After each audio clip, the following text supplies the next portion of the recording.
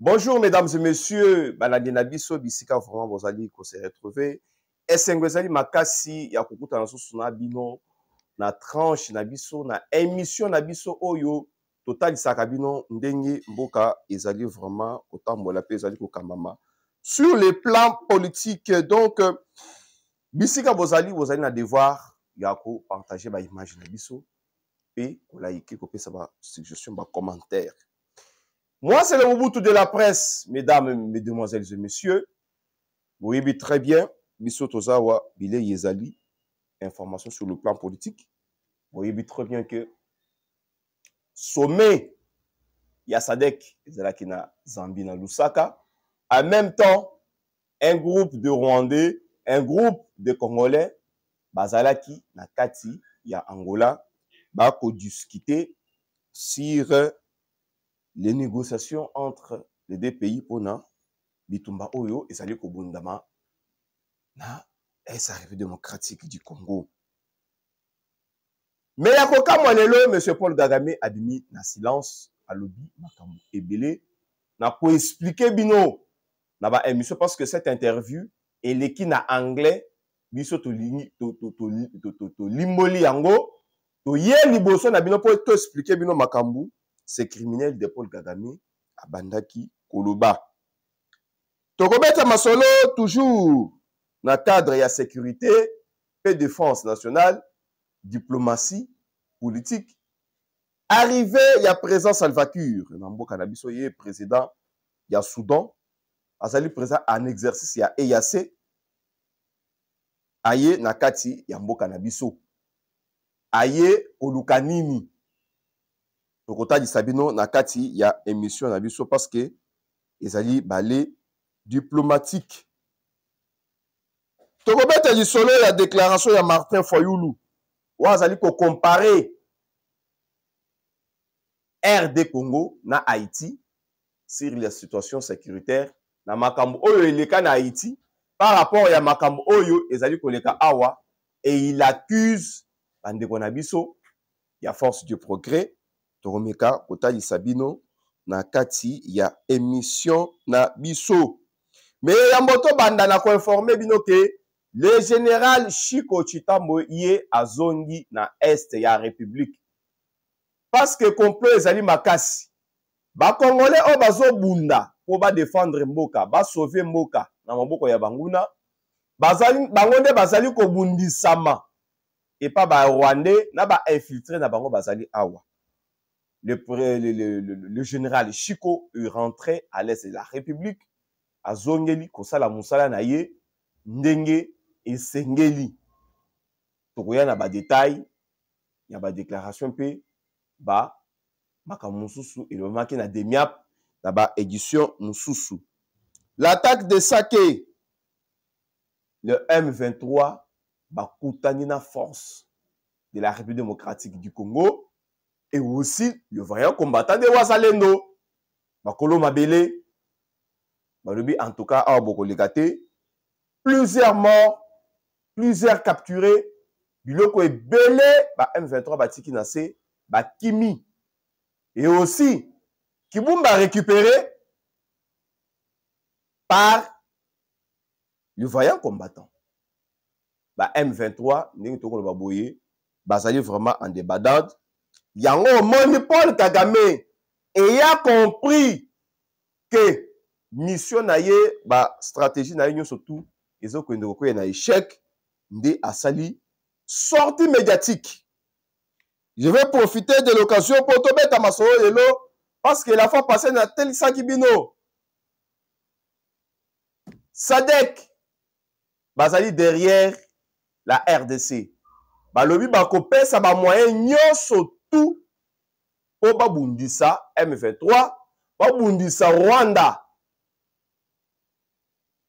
Paul Kagame ayant compris que Sadek est découragé, Sadek est que Moussika n'a pas interpellé l'Union africaine, nde bomoni na agitation wana, a ça une sortie médiatique. Il dit quoi, monsieur Paul Kagame? Bandeko nanga bolimbisi na ko tangela bino makambo Paul Kagame azali koloba awa ezali pasi pe mawa je pense très bien que ebele bolandaki interview na ye M. Paul Kagame azali koloba makambo oyo ezali na mutu na makolo te.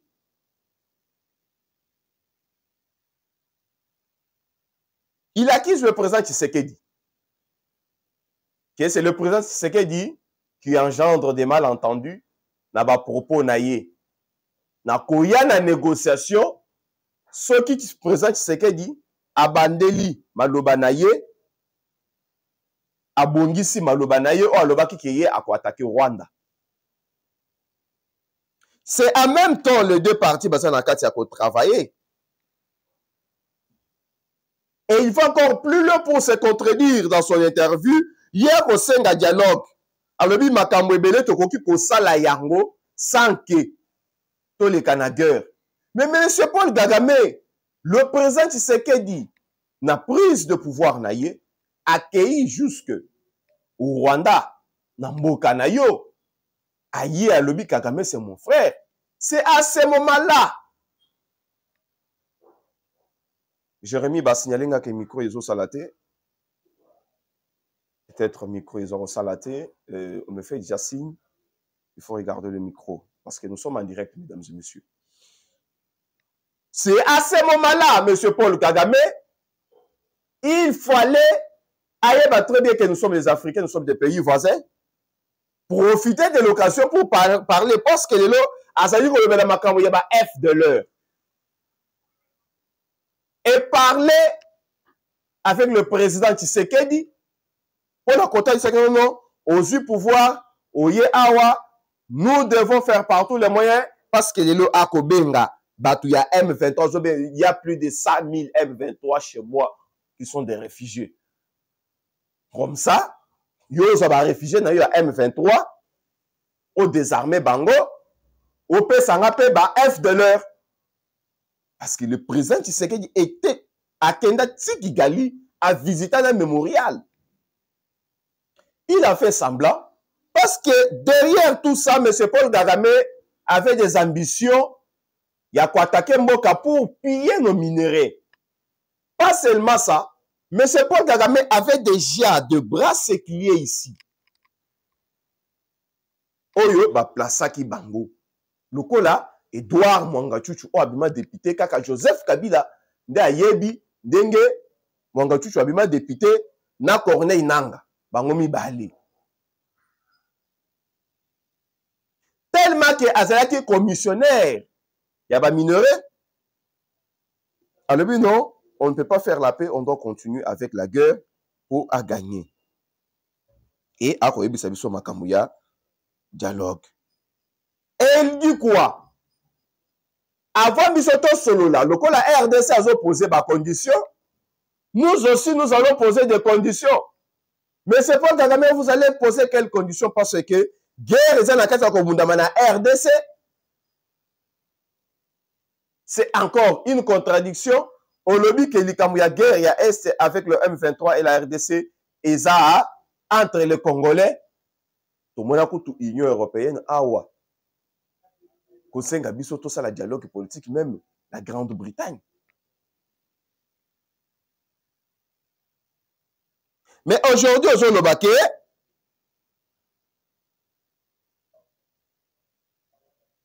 normalement, il fallait poser conditions avant de quitter na Luanda.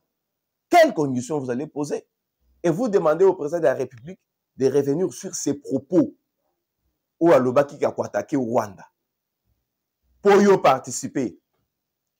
Peuple congolais est allé échappatoire. Il y a M. Paul Kagame. Il a vite compris que côté Tozo Kende et Tozo Nakata se resserrer parce que quelque part dans son interview, il dit quoi? Pourquoi mobiliser toute une région? C'est-à-dire la SADC. Pourquoi mobiliser toute une région pour ne résoudre les Kambo? Kagame a bangi SADC. Parce que SADC, façon ba lobby, façon ba déterminé, et ba lobby ba appuyer la RDC et kobangisa M. Paul Kagame. C'est pourquoi bomoni Sadek basali communiqué final le samedi. Paul Kagame a sali interview le dimanche. Paul Kagame ne répond pas. La RDC, il répond à la SADC, il répond à l'Union africaine où est découragé les lots et boy kokota la logique naye et yokeni SADC. Il interpelle ces gens-là que bino toza ba complice na likambo oyo comment bozana ko abandonner nga bozo tika nga lelo SADC et lingi attaquer M23 parce que Paul Kagame aza kolubaki ba rebelle ya FDLR baza awa Ndayishimiye Tshisekedi nde baza kosala ke ba attaquer ye mais bon bata moko ekoite na Rwanda Monsieur Paul Kagame soki yo yebi ko tirer ba conséquences ndenge zo interpeller président Tshisekedi awa il faut aussi tirer des conséquences ya makamyo surtout au salaka à l'est de la République. Il fallait tirer des conséquences aussi. Parce que vous avez la leçon à copier ça, comment tirer les conséquences de l'autre côté. Mais il fallait aussi tirer des conséquences. Et il acquise les Burundi de participer dans Makambouya SADC. Mais Burundi, c'est un pays où ils ont dépendre de Rwanda. Ils ont un pays état indépendant. Il dit quoi? Tant on a yokaki, ba service à renseignement et ebisinga que Burundi a sorti dans la force naye, j'ai appelé le président Ndayishimiye, le président Ndayishimiye à Wangani, mais quelques jours après, force na bango et Keikuna, c'était une complicité. Mais ce qui le président burundais a tindi ba force naye, c'est pour attaquer le M23. Jusqu'à là, du solo en Rwanda, parce qu'il a peur. Il dit qu'il y a se préparer. Il faut s'occuper dans ma campagne au bazo de attaque contre le Rwanda. Peuple congolais, allez-y comprendre que Paul Kagame a peur de ce qui se passe aujourd'hui dans la région. Paul Kagame a peur. Abaki se sousounine. Nakoki kokuta na président Tshisekedi kaka soki azonyo na maloba na ye na makambo oyo alobaki na attaque ya Rwanda akomi kokima négociation oyo ya Luanda po ayebi ke façon tozokenda négociation sur le plan diplomatique akokoka te façon SADC à s'engager M23 oyo ezali lisu na ye sur terrain Bakokokate. Pour finir, les monstres à peur. Voilà interview à M. Paul Kagame. Oyoye, a bengisaki bande konabiso. Ya Jeune Afrique.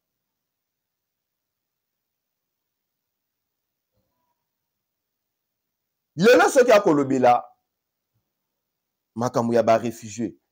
M23 eza ba réfugié te. Eza mouvement du 23 mars. Accord il y a 23 mars.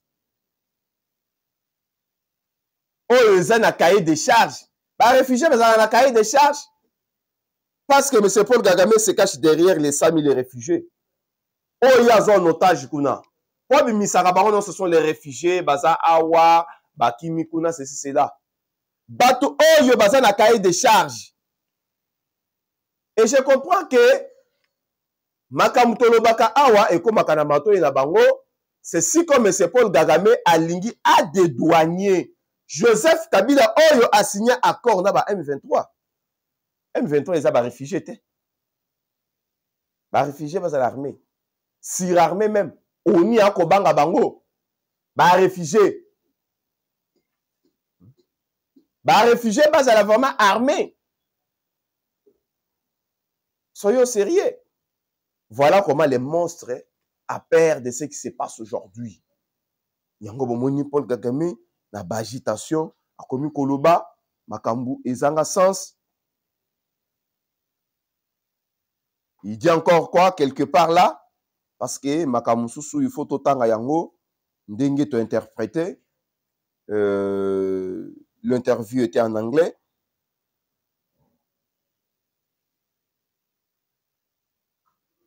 J'espère que le médiateur tenterait d'éliminer cette dimension au fil du processus et apté à galérer de prendre des positions dans les médias. Mais le médiateur, il est le président angolais. Azalaki na kati ya Sadek, pe azalaki na kati ya sommet ya Sadek.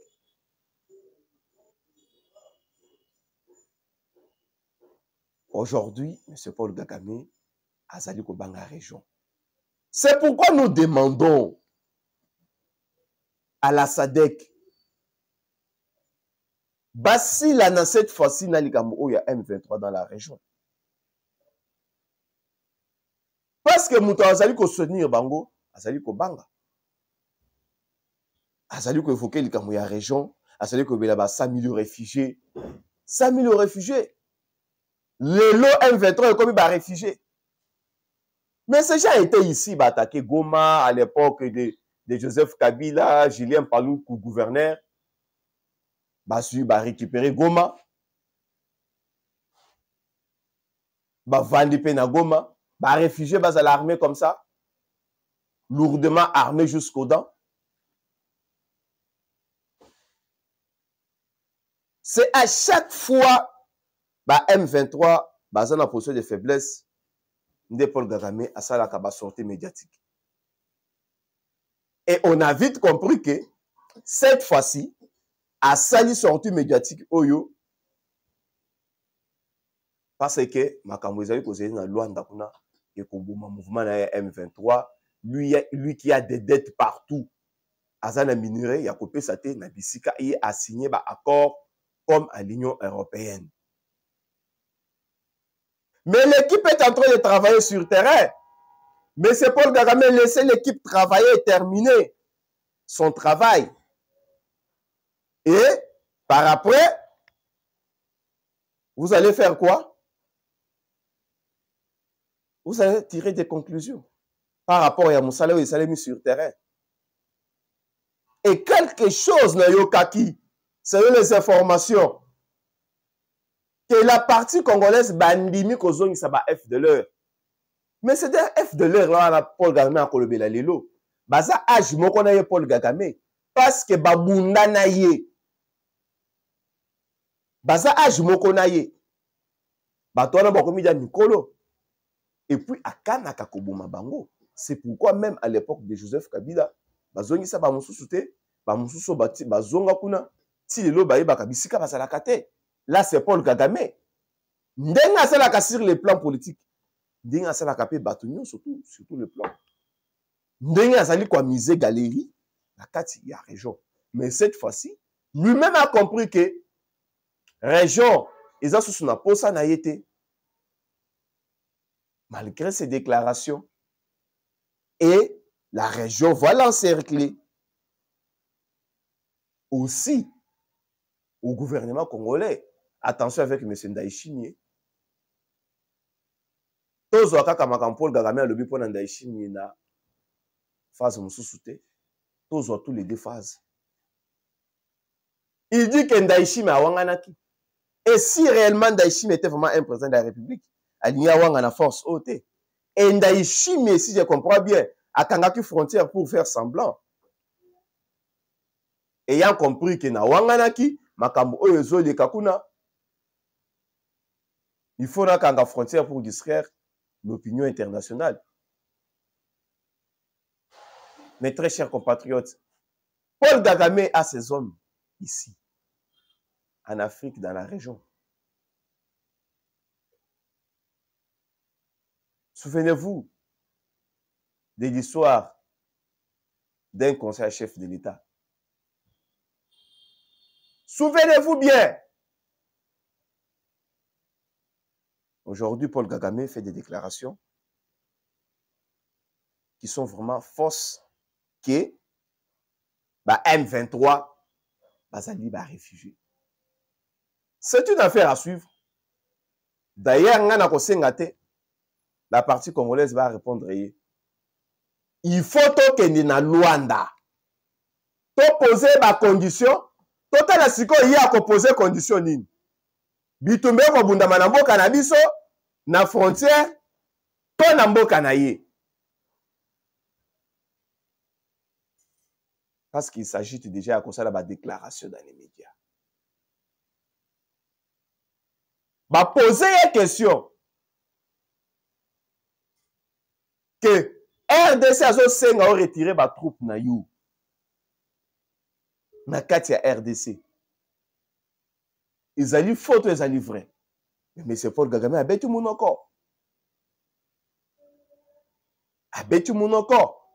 Il parle de la politique basée sur des ethnies. Nous surtout des akaba échappatoire.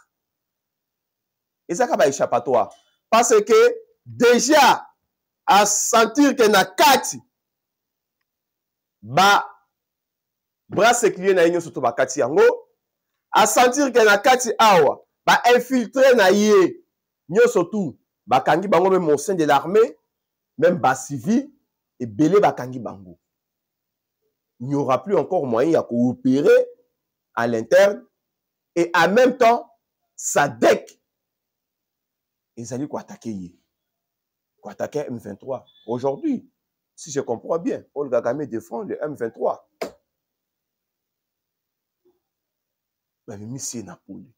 C'est pourquoi na lobaka toujours que Mokozamboka Azana Katsa ko gagner diplomatiquement. Ce qui fait parler Paul Kagame aujourd'hui, c'est l'échec. Nous, on ne va pas compter beaucoup plus sur la région, SADC, quoi que ce soit. Nous allons compter sur nos vaillants combattants. Nous allons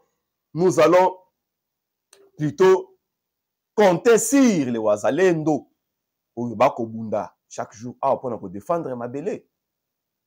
Cela nous permettra, il y a Kokota na deuxième sujet Nabiso, parce que j'ai vu le président Salva Kiir ici.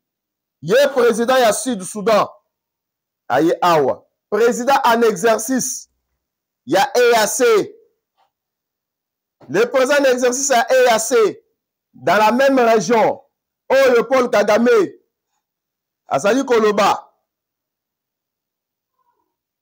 Que région est balouke liée. Il vient faire quoi ici? Le président sud-soudanais. Aye pour Tolobela. Sécurité dans sous-région. La sécurité dans la sous-région. Consolidation de la sécurité. Dans le cadre à EAC. Mais ça, c'est une distraction. C'est une distraction. Parce que l'EAC était ici. Et toutes ses forces, Bayaki Awa, de se déployer sur le terrain. Incapable d'arriver même à Bunagana. Mais c'est M. Salva Kiir qui vient ici. N'a évité. On va dire le processus pour il peut attirer intérêt naïe à l'est de la République pour éviter que kuna insécurité ils ont régné ou soit lui est à la bonne foi il y a quoi attaquer M23 parce que la force de l'EAC était ici. On a vu ces gens rester tout en contemplant ce qui se passait dans la région. Bah, comme oh non, nous attendons une décision diplomatique, nous ne sommes pas là pour attaquer les M23. Là, ce sont des militaires au Bayaki Ao. Ou soit, plan Abino, avec le Kenya, avec le Rwanda, c'était de balkaniser la RDC. C'était de balkaniser la RDC. Quand je vois encore le président Salva Kiir ici, je ne comprends pas s'il a seulement l'envie de voyager pour visiter RDC, ou soit à une solution. Nous, on ne peut plus encore compter sur l'EAC. On ne peut plus encore compter sur cette communauté. Ou soit dans la sous-région. Non. Même SADC, on a touché un viseur. On attend SADC force. Parce que déjà, des Sud-Africains, la force à SADC. Il faut attaquer M23. ba chasser bango ndenge FARDC baza na kati ya ko chasser bango ndenge wazalendo baza na kati ya kobunda lelo. Et le président Salva Kiir aye awa c'est une consolidation, il y a sécurité dans la sous-région. Non, attendez, vous êtes des complices, vous le membre de l'EAC. Nous on a le courage de le dire dans les médias. Ceux qui m'ont konzambo kato gouvernement de la République à ça qu'on garder de bonnes relations avec vous. C'est parce que il y a des principes. Il y a qu'on se sécuriser dans la région. Il y a des principes diplomatiques. Oui, Sengeli, tous ont bonne relation. Jusqu'aujourd'hui, nous sommes toujours en relation diplomatique avec le Rwanda. Nous sommes toujours en relation diplomatique et l'oko est Baïsanga Makasi. Et l'oko est Baïsanga Makasi. Bato oyo bako comprendre makambo te ezaka bato oyo bakoma ba Congolais na kimukolo. Mais ce que vous avez Congolais botami awa, okoli awa, o enduré awa, ebele bakima Congo, ebele bakima Afrique. Pas seulement les Congo bakima Afrique. Akenda bapoto, mais nous sommes ici. Nous sommes ici. On défend notre pays. On parle de notre pays. Tout ce temps ici. On parle de notre pays parce qu'ils allaient au cannabis.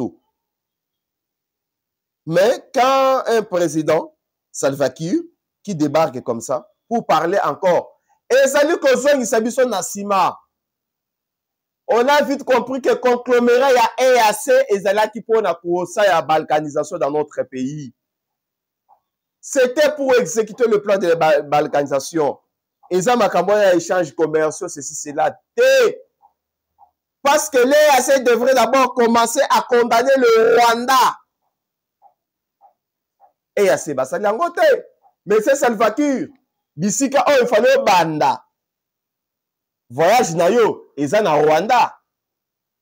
Parce que Rwanda, ça na katia EAC, Rwanda, zako. Pesa manduki na M23 bundisa biso. Rwanda, azali ko profiter na minéraux na biso na ndenge ya muibi. Pour enrichir des impérialistes, il fallait commencer au Rwanda, parler avec M. Paul Kagame, qui est venu ici au Congo nous parler de consolidation de la sécurité. Ça, c'est une distraction. Ça, c'est une distraction. Nous demandons au président de la République d'être prudent avec ces gens. Comme les Salva Kiir. Comme les Salva Kiir. On terre. Il y a malheur, oh, il y a des gens Soudan, les lots. Banzala, il y a des gens Soudan, les lots. Et je vous dis très bien que Soudan est très pauvre. Parce que tout le monde a Salva Kiir, oh, bandima. Plein, il y a balkanisation. Mboka na bango, le Soudan a été balkanisé. Au profit, il y a Mindele. Et ils sont allés même plus loin. Dans Soudan, Moussous, Kei, Lomoli. Le président, oh, Azala Kiwana, pour leurs intérêts. Et aujourd'hui, guerre est éclatée, Batoubapufi est belé. Je me souviens que Florent Ibengazala qui peut connaître coacher équipe à qui m'a fait vers la France. N'habitez ce cas dans la RDC. C'est ce monsieur aujourd'hui, que non, nous devons parler de la consolidation de la sécurité dans la région. Ce qui est Andima va balkaniser Mbokana, il peut y avoir comme président de la République. Qu'est-ce qu'il peut faire du Congo? Et la sécurisation de la région? Non, ça ce sont des discours où ils ont la place, où ils ont vraiment dans l'importance. Dans le contexte actuel. Et c'est l'importance à Tamoukete. Désolé, monsieur Salva Kiir.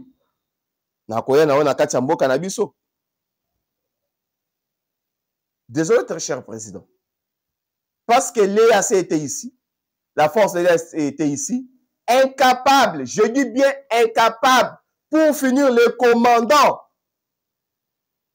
Oyo, abanda ko kamba mission à EAC awa, a démissionnant. Alors, je suis sous pression. Je suis sous pression. La force sur terrain, va avancer. Et c'est le président kenyan qui appelle. Il ne faut pas avancer. C'est l'ancien président Uhuru Kenyatta qui appelle. Non, il ne faut pas avancer. On peut aller négocier. On peut faire ceci, cela. Wana basi ba fongoli couloir na bango ya minéraux nyonso ezobima à partir ya Mombasa, Dar es Salaam, izokende. Contingent, il y a ces Elakawa. Contingent, il y a ces. Et qu'est-ce que Salva Kiir vient nous dire encore ici? En tout cas, ce n'est pas le pays comme Soudan, ou et sauver RDC. La crise haute aux Anam. Ce n'est pas le Soudan. Mesdames et messieurs, nous quittons l'Est de la République. Nous quittons la diplomatie. Tokota nakati ya politique. Je pense très bien que Ekozala, sujet à Souka, dans notre émission. Monsieur Martin Fayulu nous fait une déclaration pour dire que situation oyo, et ça dit que les Kanambo Kanabiso, il y a insécurité, il y a Bakuluna, il y a la force du progrès, et Koki ko engendré Makamoto en Haïti. Mais monsieur Maire Martin Fayulu, détrompez-vous.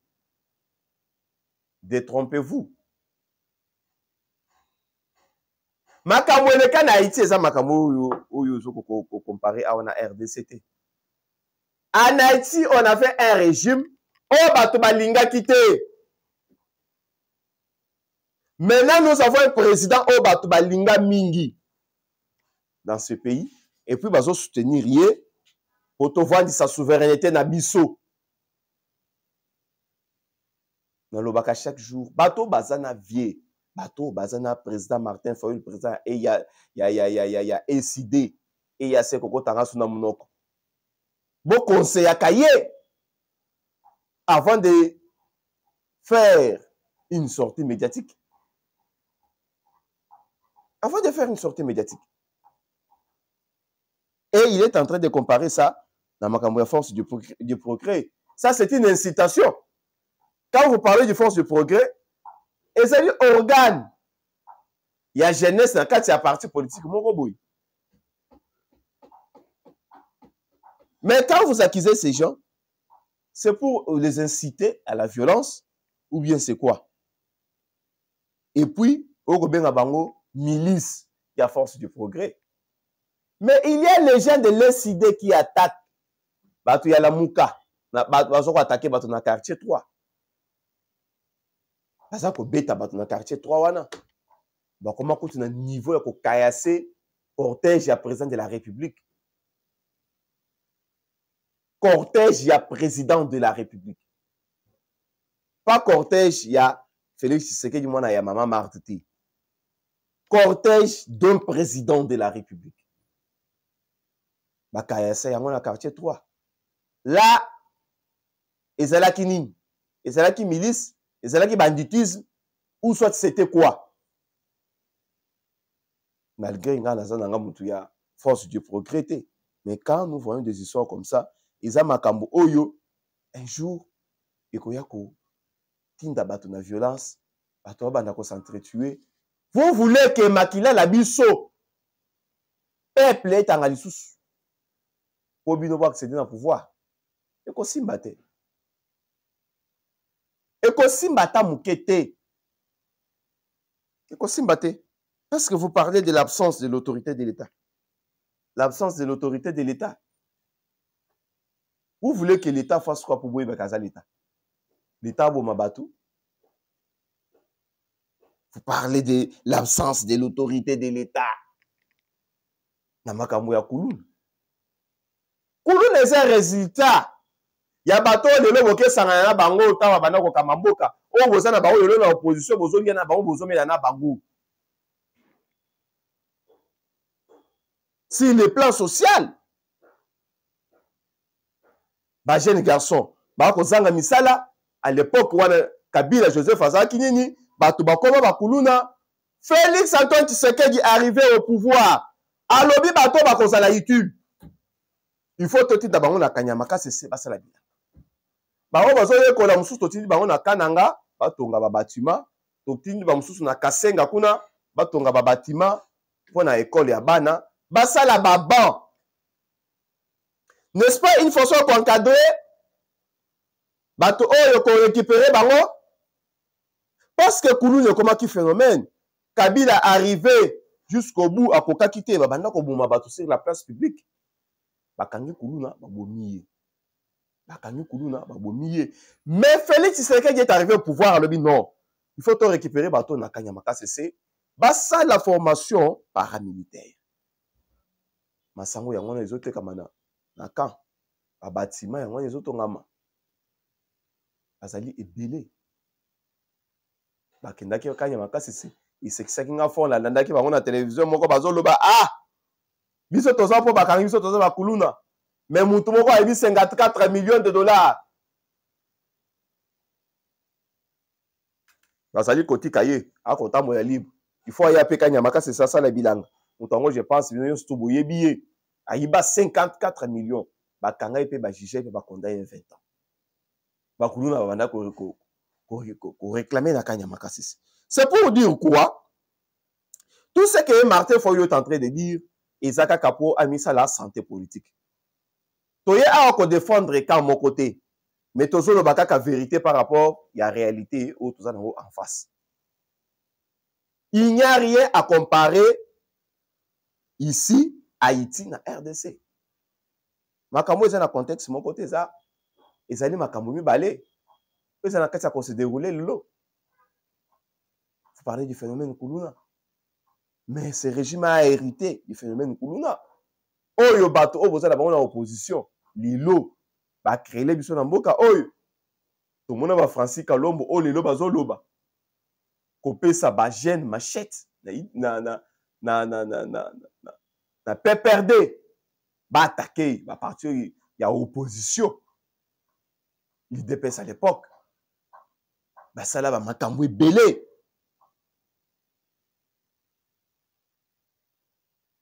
Il faut parler maintenant de l'absence de l'autorité de l'État. L'État pour l'accès à l'État. A Kangi et Belé, a Tindi Bango na Kanyamaka. Des fois, les politiques congolais, quand vous manquez de discours, il faut se taire, chercher à se faire de la santé politique en mobilisant sa base, faire d'autres activités.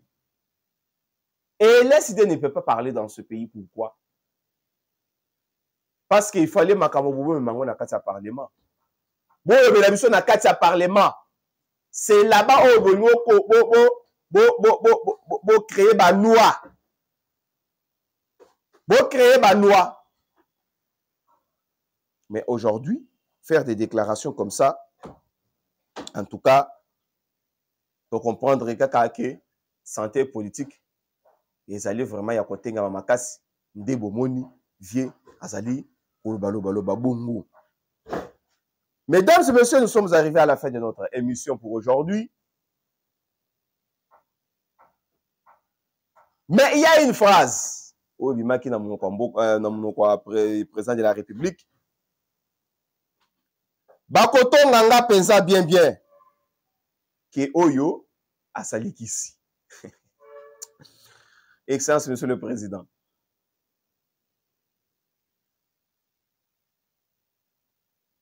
Babani déjà Koto. Mais il s'agit, il y a pouvoir traditionnel. Oyo bakenda qui ko visiter Mozamboka. Ici chez nous, le Bantou, chez nous en Afrique noire, le chef est sacré. Un chef doit être sacré. Il faut craindre. Il faut avoir la protection. Attendez, Paul Kagame, on a la protection. Parce que nous sommes en Afrique noire. Parce que nous sommes en Afrique noire. Un chef doit être sacré. Félix Kisi, Balongo Limbo, Kanamaboko Nzambe. Non! oyo ezali bokoko, ezali bokoko. Na mboka oyo nani akoki koleka président de la République abosa na pouvoir traditionnel to ancestral? Personne. Personne. Personne, je dis. Ata to moye lo bato bakomi o non coutume ya famille to bengani yango non coutume, coutume.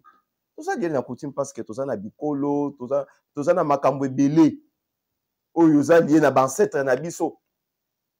Yango moni mokonzi mboka baye ko pese bas. Wana eza ba symbole kaka ya pouvoir. Ba pesi ye. Et pas ba chef coutumier. Faut modifier ma toujours au premier rang. Chaque mboka babatelaka mokonzi. Mais mabe dans cette histoire eza ponanga. Il ne fallait pas makambo oyo leka na caméra. Il fallait ezala hors caméra. Ce genre de choses. Il fallait ezala hors caméra.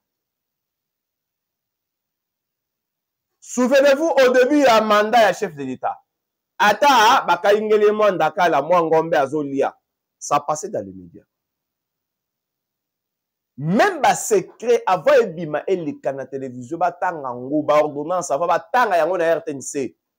Ils ont filtré déjà les réseaux sociaux. Au début à mandat, je précise.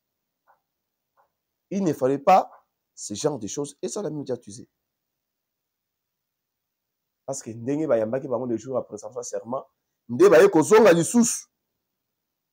Il faut protéger les chefs. Ataba protéger les... Il a un mandat bien souligné par la Constitution. Demain ou après-demain, il va quitter quelqu'un d'autre à Kokota. Et il faut aussi sécuriser celui-là. Parce que c'est le chef de l'État. Nabetaka toujours. C'était Nalika Moyango. Jérémy Mouka. Nous devons créer de la dynamique interne. Ce n'est pas que nous avons des problèmes là-bas. Les politiques de l'autre côté, vous faites des déclarations. Voilà aujourd'hui comment M. Paul Kagame est arrivé au bout. Parce que nous avons travaillé dans Luanda, de l'or comme Koloba, Bilobila. Cela signifie que, comme dans Souka, il y a émission Nabiso. Mais il y a le phare de ces bravo. Bravo au Wazalendo. Le vaillant combattant, vous avez qui vous a vraiment un vrai compatriote. Vous allez bien en Mboka. Bravo au Wazalendo. Vous avez qui vous allez bien en Mboka, vous allez défendre Mboka Nabino. Ça est toujours au contrôle. Et aussi, encouragement, na général Chico. Il faut poudroyer ces gens. Le M23. Nous avons besoin de récupérer Bunagana. Nous avons besoin de récupérer Bunagana, M. Chico. Voilà tout ce qu'on avait prévu pour aujourd'hui. Dans notre tranche, dans notre émission, mesdames et messieurs. Restez toujours branchés derrière la caméra. C'est mon frère. C'est mon frère Jérémy Mouka. C'est mon frère Jérémy Mouka. C'est mon frère Jérémy Mouka encore une fois de plus. Yemutu Azana Sima. Ya ba caméra. Et aussi, sans oublier, mon frère Chako. Oyo. Azo Salakieto comme à la banda qu'on a bino. Boutique a toujours branché. Le numéro est affiché au bas de l'écran. Ceux qui ont pensé à Koben Abisso sur WhatsApp pour contacter Bisso, restez toujours branchés.